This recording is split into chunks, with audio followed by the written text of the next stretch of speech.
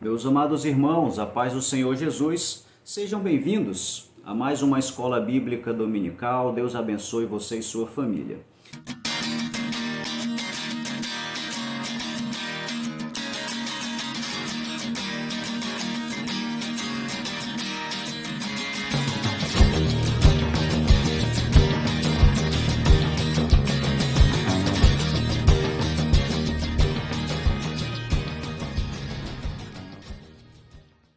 A lição de hoje, a lição de número 7, a perda do perdão, um assunto muito importante para as nossas relações familiares e interpessoais e também um assunto muito bem abordado na Bíblia Sagrada.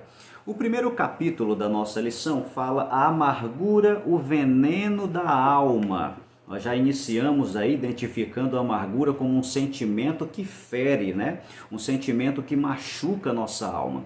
No livro de Hebreus, no capítulo 12, verso de número 15, diz assim a Bíblia Sagrada: que nenhuma raiz de amargura brotando vos perturbe e por ela muitos se contaminem. Esse texto de Hebreus ele foi extraído de Deuteronômio 29, 18, que lá também traz uma referência semelhante.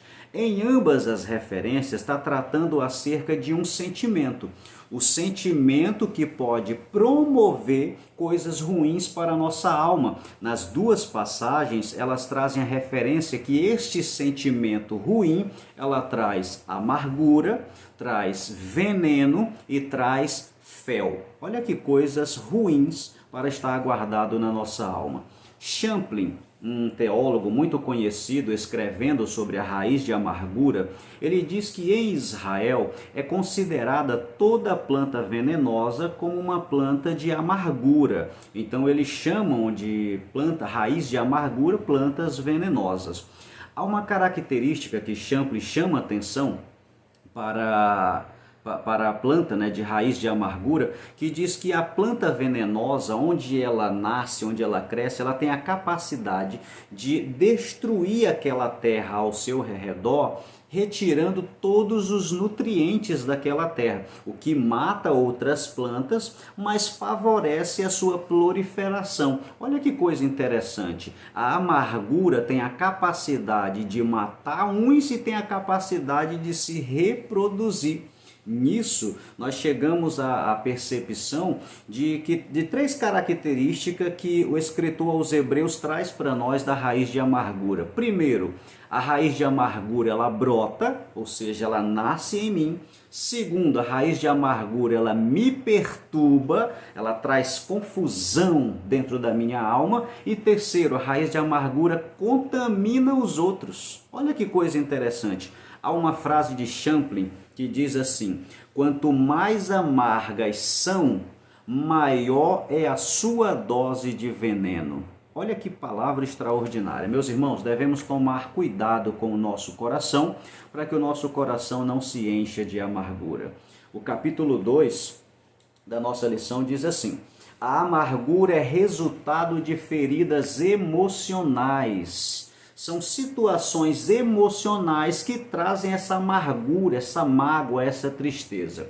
No livro de Ruth, no capítulo 1, traz a história de uma mulher chamada Noemi, que juntamente com a sua família abandona sua terra em busca de outras terras para buscar qualidade de vida. Ocorre que no caminho morre o esposo de Noemi e morre também os seus 2 filhos. Essa mulher decide voltar para a terra, a sua terra de onde ela havia saído. E ao retornar para a sua terra, as pessoas da terra dizem: olha, Noemi voltou. Ela pega e diz: não me chame mais de Noemi, porque a palavra Noemi, o nome Noemi significa agradável. Então ela diz assim: não me chame mais de Noemi, mas me chame de Mara, porque Mara significa amarga. Olha a situação que vivia esta mulher. De uma mulher considerada agradável, a vida lhe causa situações que agora ela se identifica como uma pessoa amarga. Então, meus irmãos, feridas emocionais, situações difíceis na vida, faz com que o nosso estado de espírito mude, as nossas emoções sejam alteradas e muitas pessoas deixam de ser alegres e felizes para se tornarem pessoas amarguradas. O primeiro tópico do capítulo 2 diz: a amargura proveniente da relação entre marido e mulher. Certamente que na relação a dois, porque Deus criou o casamento para que ambos se tornassem uma só carne. Em uma separação, seja por morte, seja por adultério, seja pelo que for, a separação de um casamento é a ruptura de dois que se tornaram em um. Essa ruptura da uma só carne, ao se tornarem duas, causam feridas. Feridas que, se alimentadas, elas podem trazer amargura, podem trazer grandes tristezas, e se continuar alimentando, nutrindo essa tristeza, a pessoa passa a se acostumar a viver uma vida amarga. O tópico 2 diz: enfermidades causadas pela amargura, ou seja, a pessoa nutre aquele sentimento e aquele sentimento começa a lhe trazer tanto problemas psicológicos, como também agora começa a lhe trazer problemas físicos. Ora, tão real quanto é uma doença física mexe com o meu psicológico, então uma doença psicológica mexe também com o meu estado físico. Por isso a emoção, as nossas emoções é tão importante ser bem cuidada para que a nossa vida não caia em declínio, não esteja em declínio. Lembra-se de Noemi? A vida de uma mulher considerada agradável pode chegar a se tornar uma mulher amarga. Só que o final da história de Noemi, Deus proporciona uma mudança de vida para Noemi, onde ela volta a ter motivo para ser feliz. Perceba que Deus não devolveu o seu marido, porque o marido morreu. Deus não devolveu os seus filhos, porque os seus filhos morreu. No entanto, Deus lhe devolveu a razão de viver novamente. Então, meu irmão, perceba, uma mulher agradável pode se tornar amarga, mas uma mulher em situação de amargura pode sim voltar a ser agradável e a sorrir. Sabe quem que faz isso? Deus, ao entrar na vida do ser humano. E dentro do assunto da nossa lição, sabe qual é o meio que Deus usa para poder trazer de novo motivo para voltar a sorrir, para trazer qualidade de vida? Se chama perdão. A capacidade de pedir perdão e a capacidade de perdoar pode tirar essa amargura que você guarda dentro do seu peito. O terceiro capítulo da nossa lição diz: o que é perdão? Nas sábias palavras do pastor Cláudio Duarte, ele diz assim: perdoar não é esquecer, isso é amnésia. Perdoar é quando você lembra e não sente mais dor. Isso é cura. Ora, irmão, se você está esperando esquecer uma situação para poder perdoar aquela pessoa, você está agindo de forma errada. Porque o perdão não é esquecimento. Você não tem que esquecer para perdoar alguém. Você tem que decidir perdoar. Jesus não esqueceu os nossos pecados para nos perdoar. Ele decidiu nos perdoar. Então entenda que o perdão, ele é sim um sentimento, mas ele não é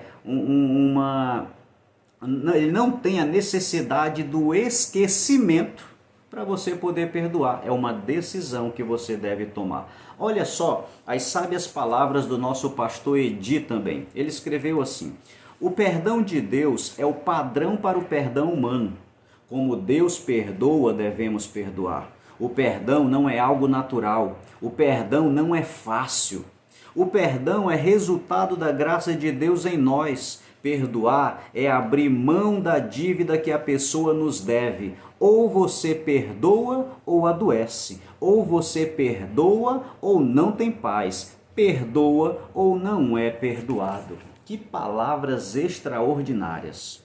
Não temos tempo para poder comentar sobre cada uma delas, mas tem uma aqui que eu gostaria de chamar a atenção. O perdão não é natural. O perdão não é natural. Meu irmão, eu considero uma pessoa espiritual, uma pessoa que verdadeiramente foi transformada por Deus, quando ela tem a capacidade de perdoar. A maior evidência de espiritualidade na vida cristã é a capacidade de perdoar. Você pode cantar bem, você pode saber de Bíblia, você pode falar bem, mas se você não sabe perdoar, meu irmão, talvez você não seja tão espiritual quanto você acha que é. Se você não sabe perdoar, talvez não seja tão transformado quanto você acha que é. Deixa eu fazer um adendo aqui muito importante.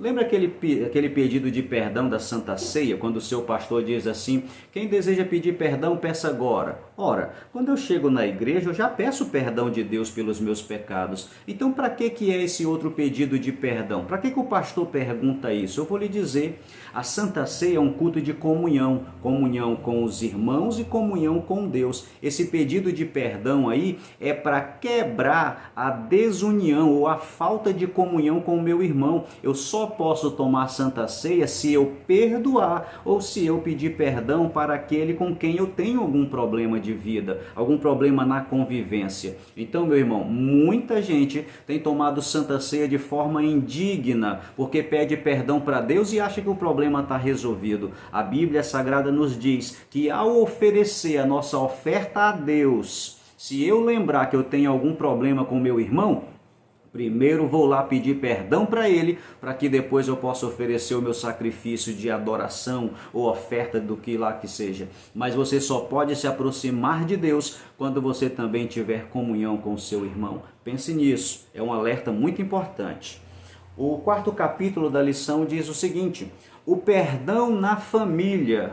Meus irmãos, por que as pessoas que nós mais gostamos é a que normalmente nos fere? É porque pessoas estranhas, irmão, jamais vão nos abalar. Pessoas estranhas não me machucam emocionalmente. Pessoas com quem eu devociono meu amor é que podem me machucar. Então, no relacionamento familiar, acaba causando esse tipo de situações porque nós estamos sempre próximos um do outro. Olha essa passagem extraordinária da Bíblia. Lembra de José? Pois é, a Bíblia Sagrada diz que José foi vendido pelos seus irmãos, passou por muitas dificuldades na vida, foi perseguido, foi preso, mas no final da sua história agora era governador do Egito.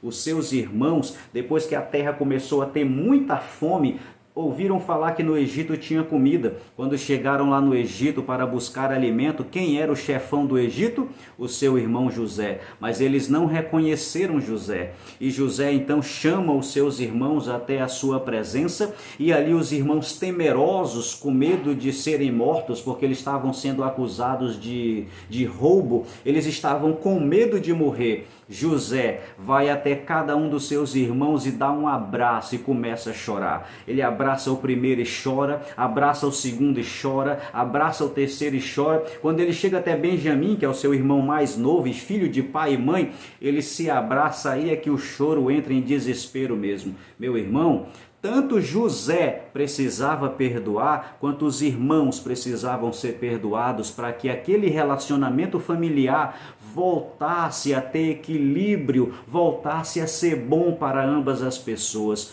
Olha que história extraordinária de José e olha que exemplo extraordinário é o perdão que nasceu naquela família. O primeiro tópico diz assim: o perdão é essencial, e é mesmo, é essencial e é necessário. O perdão é tão necessário que Jesus, ensinando os seus discípulos, ele diz: olha, se vocês não tiverem a capacidade de perdoar, eu também não vou perdoar vocês. Existe uma outra passagem da Bíblia que Jesus, ensinando acerca do perdão, o discípulo chega para Jesus e diz: Senhor, quantas vezes devemos perdoar? Aí Jesus diz: olha, se o teu irmão te ferir e se arrepender, perdoa. Mas se ele também te ferir 7 vezes durante o dia, e durante as 7 vezes ele se arrepender, perdoa ele novamente. Meu irmão, é tão difícil esse perdão que os discípulos olharam para Jesus e disseram assim: Senhor, aumenta a nossa fé. Sabe por quê, irmão? Perdoar não é fácil, perdoar é difícil, no entanto, é essencial e é necessário. Jesus perdoou os nossos pecados e ele não precisou que nós fizéssemos qualquer coisa para que nós viéssemos a merecer esse perdão. Ele decidiu nos perdoar e cobra de nós que nós também possamos aprender a perdoar os nossos irmãos. O tópico 2 diz assim: o perdão nos faz crescer.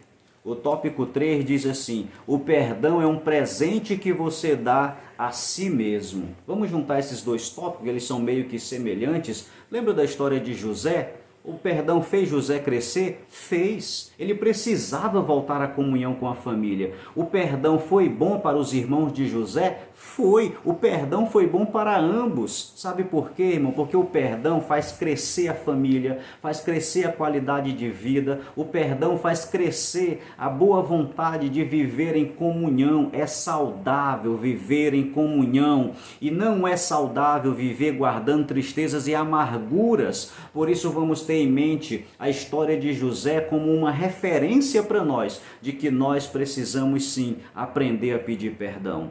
Pedir perdão não é mágico, tá? Você não pede perdão e de imediato você está curado, mas é um processo. É o primeiro passo do processo da cura e nós precisamos aprender a pedir perdão.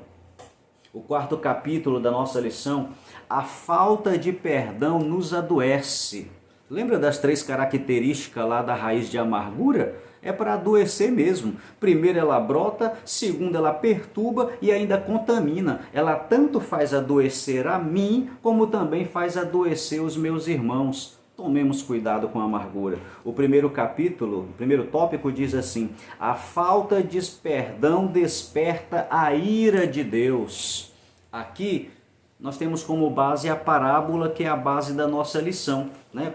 Como é que está escrito lá na parábola do credor incompassivo? O rei, ele perdoa, vamos colocar em reais aqui para ficar fácil o entendimento. O rei, ele perdoa 10 mil reais de um servo que não tinha condição de pagar. A vontade do rei era escravizar o servo, a mulher e os filhos para poder pagar a dívida. Só que o servo se humilha e diz assim: me perdoa, usa da tua misericórdia e me perdoa. Aí o rei perdoa o servo.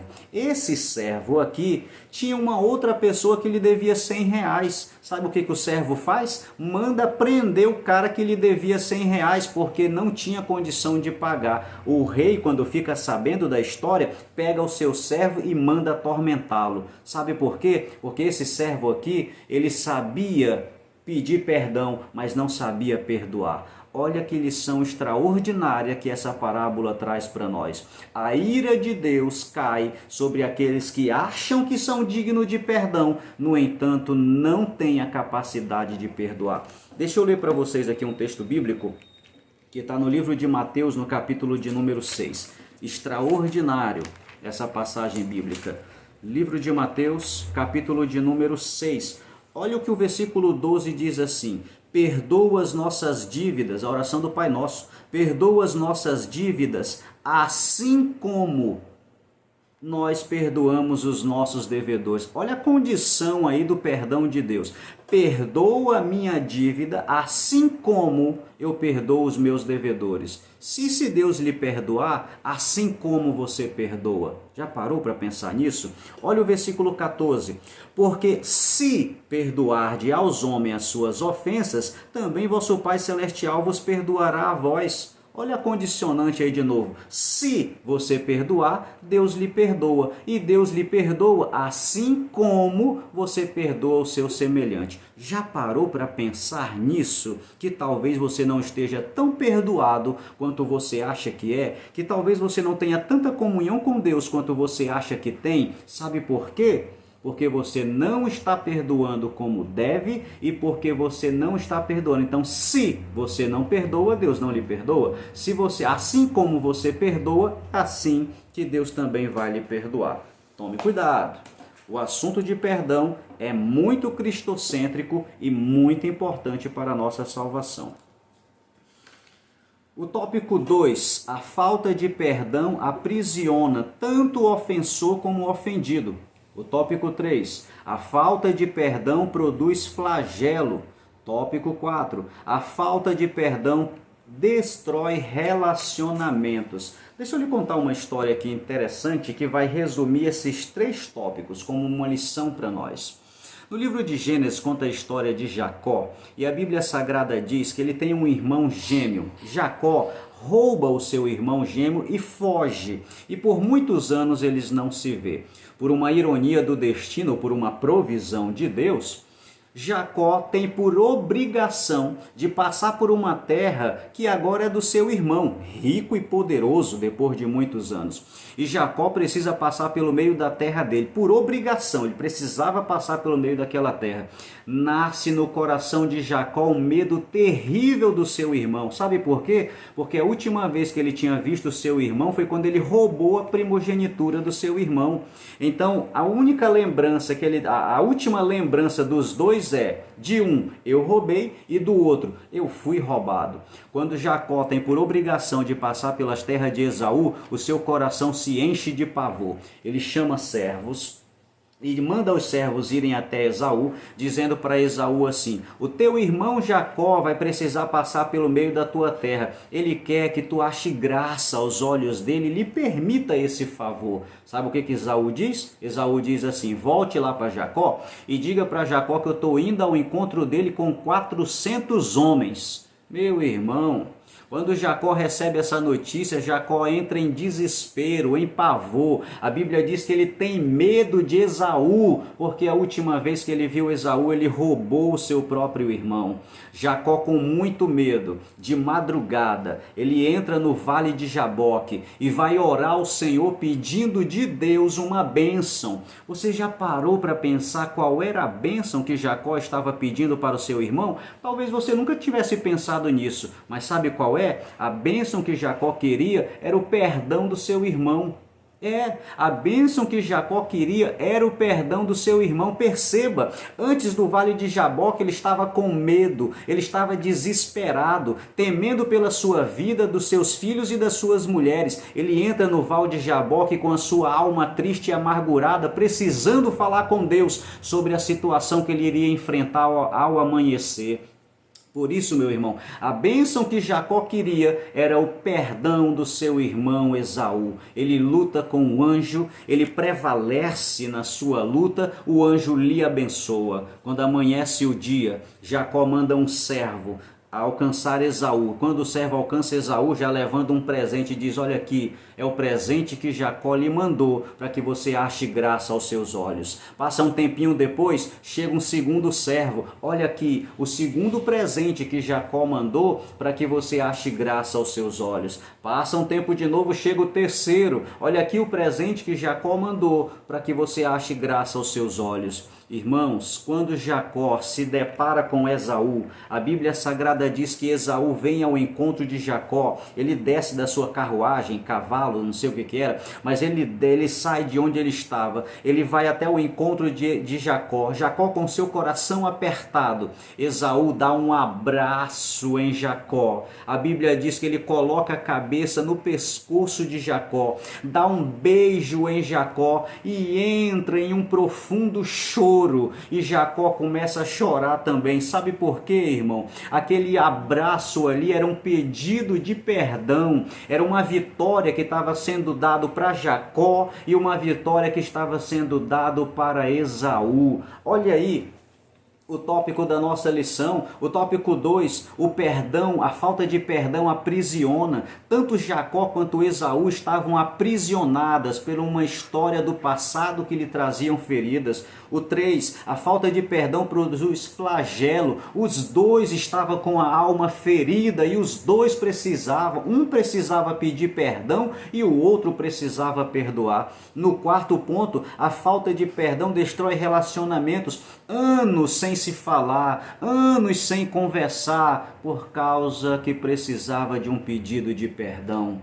Que história extraordinária e que exemplo extraordinário para nós aprendermos. Talvez, meu irmão, seja o momento de você quebrar essa intriga no meio da sua família, no meio da sua igreja, com um pedido de perdão. Deixa o Espírito Santo quebrantar o teu coração, deixa o Espírito Santo amolecer a tua alma e peça perdão e quebre essas muralhas que fazem divisão dentro da sua família ou dentro da sua igreja. Tenha misericórdia de você mesmo e busque melhorar de vida, alcançando o pedido de perdão. O último tópico da nossa lição, o último capítulo, benefícios do perdão à saúde. Os benefícios do perdão à saúde, diz o médico, que vai estar aí para vocês dando uma olhada, o médico André, um cardiologista, ele diz o seguinte, que o pedido de perdão melhora a saúde, reduzindo o risco de ataque cardíaco, ele melhora a qualidade do sono, ele melhora o nível de colesterol, ele reduz a pressão, reduz a ansiedade, reduz a depressão, reduz o estresse, reduz a dor e, por último, o perdão tem efeito calmante. Sabe por que o perdão tem efeito calmante? Porque ele traz paz. Meu irmão, perdoe, só existe benefícios em perdoar. O próximo tópico aí, e último tópico da nossa lição, diz assim: o perdão desativa o mecanismo de violência. Aqui o nosso pastor cita alguns tipos de violência, mas o intuito do nosso pastor aqui nesse último tópico é dizer o seguinte para nós.